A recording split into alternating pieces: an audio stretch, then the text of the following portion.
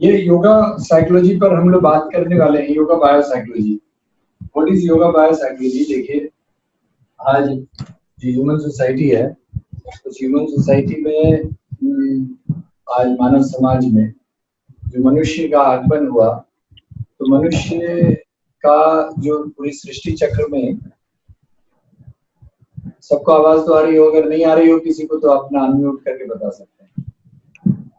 तो ह्यूमन जो सोसाइटी जो डेवलप हुई, उसमें सृष्टि चक्र में ह्यूमन कॉन्शियसनेस से आज जो ह्यूमन कॉन्शियसनेस आया वह अनंत से आया, यानी जिसको आप ब्रह्म भी कह सकते हैं।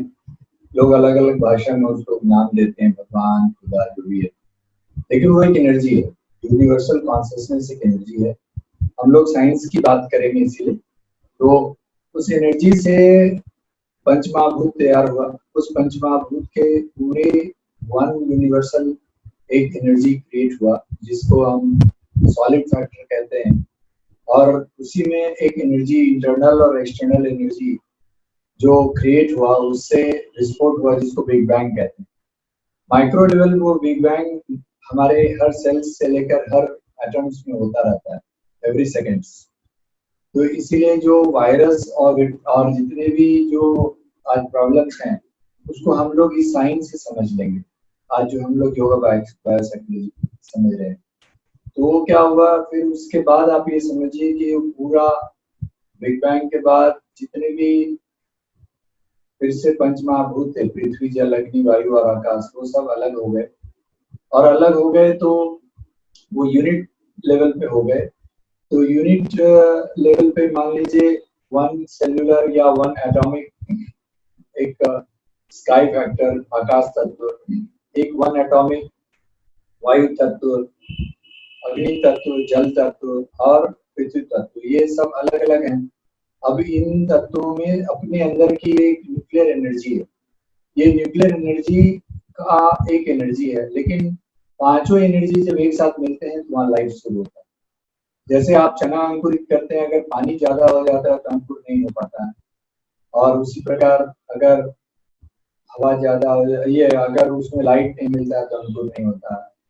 तो उसी प्रकार ये लाइफ का है सिस्टम। तो देखिए, what is disease is lack of comfort. तो आज जो कंफर्ट है वो है, उसकी प्रॉब्लम्स है।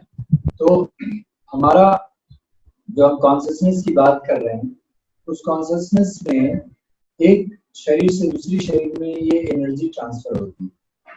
ये एनर्जी जैसे आप माइक्रो लेवल पे देखिए, तो हमारी बॉडी में अगर आपको अभी अगर किसी को कोविड-19 का आपको पेशेंट मिलेगा, तो आपको उनके वायरस को रिप्लेस करने के लिए पॉजिटिव एनर्जी वाली सेल आपको क्रिएट करने के लिए आपको विज्ञान पता होना चाहिए। वो विज्ञान जिस तरह से अभी मैंने सृष्टि चक्र का विज्ञान बताया, उसी प्रकार आपको ये संस्कार की थ्योरी समझनी होगी कि किस प्रकार, अगर एक एक सेल्स को देखिए, तो भगवत गीता के आप दूसरे अध्याय के 22वें श्लोक को पढ़ेंगे, वाशन श्री जीर्णानि अध्याव्याय नवानि गृह्णाति नरोपराणि शरीराणि नन्याति संज्ञाति देहि। तो उसका आप ये समझेंगे कि ये हमारे शरीर में जो एनर्जी है, यानी आत्मा जिसको कहते हैं, जो सुप्रीम कॉन्शियसनेस का एक अंश है, जिसको आप परमात्मा का अंश यानी जीवात्मा कहते हैं, तो उसका उसमें उसमें इस तरह से आप नीचे जाइए तो हमारी बॉडी में वो है, लेकिन हमारी बॉडी का अगर माइंड से पैरालिज्म टूट जाता है तो लाइफ का खत्म हो जाता है, यानी डेथ बोलते हैं। तो वो जो कॉन्शियसनेस, वो एनर्जी दूसरी बॉडी में चला जाता है। उसी के नीचे लेवल पे आइए, आपके ऑर्गन्स से बॉडी बनी, और ऑर्गन्स टिश्यू से बना है, टिश्यूज हमारा एक एक सेल से बना है। तो अब ये समझिए कि हमारे जितने भी बॉडी में एनर्जी है, वो सब हमारे सेलुलर लेवल तक एनर्जी। इसीलिए सेलुलर लेवल तक जब एनर्जी है, तो उस एनर्जी को हमें अगर हम समझ गए, तो कैंसर हो या कोविड-19 हो या कोई भी बीमारी हो, हम उसको दूर कर सकते हैं। इसीलिए आज हम लोग इस साइंस को समझिए कि हमारी जो लाइफ है, वो लाइफ एक संस्कार के द्वारा गवर्न होती है, और वो संस्कार हमारे अंदर एक वृत्तियां डेवलप करता है, और वृत्तियां जो होती है, वो जो प्रोपेंसिटीज बोलते हैं, वो हमारे अलग अलग चक्रों में एक्सप्रेस होता है। और अलग अलग चक्रों में जो चक्र हमारी होती है वो कहाँ रहती है? हमारी बॉडी की जो एंडोक्राइन ग्लैंड्स है, उस एंडोक्राइन ग्लैंड्स की हार्मोन सेक्रेशन से रेगुलेटेड होती है। अब ये हार्मोन सेक्रेशंस और ये वृत्तियों का ही हमारा वो पूरा बैलेंस है, जो हमारी चार पुरुषार्थ जो है, धर्म अर्थ काम मोक्ष, जिसको हम बहुत कॉमनली बोलते हैं, यानी कि physical longing, psychic longing, psycho spiritual longing और स्पिरिचुअल लॉन्गिंग, यह होता है। इसीलिए आज अगर अगर इस चार लॉन्गिंग को, जो कि मूलाधार चक्र में ये चार वृत्तियों पर है, हम आगे अभी जाएंगे तो आपको हम वृत्तियों पर हम आपको दिखाएंगे कि किस प्रकार ये चार पुरुषार्थ है।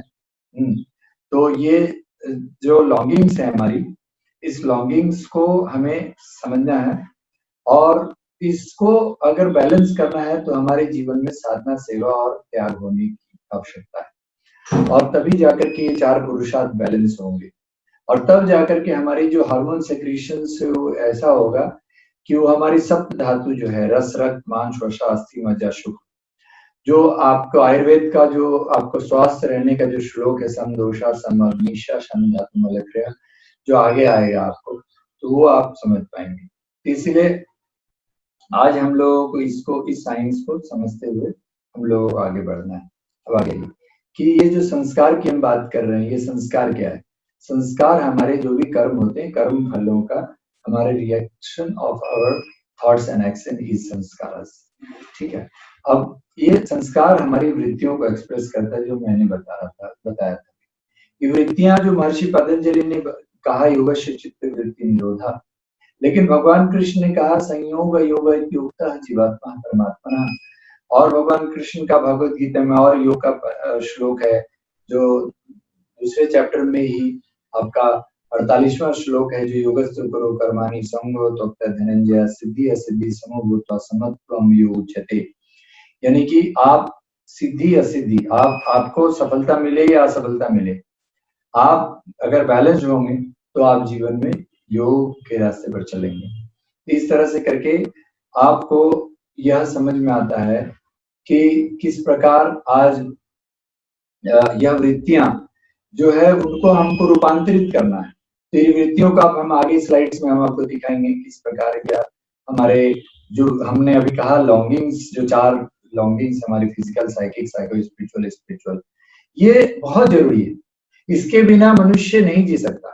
अगर आप भगवान बुद्ध भी बन जाएंगे और अगर आपकी लॉन्गिंग्स खत्म हो जाएगी, यानी आपकी चाहत जीवन की वो खत्म हो जाएगी, तो आप जीवन नहीं जी सकते। इसलिए इन लॉन्गिंग्स को हम व्यवहार में बदलें, और वह व्यवहार हमारा कैसा हो, वह जो मैंने अभी श्लोक बोला, योगस्तु करो कर्माणि संगम तक धनंजय सिद्धि असिद्धि समो भूत्वा समत्वम योग उच्यते।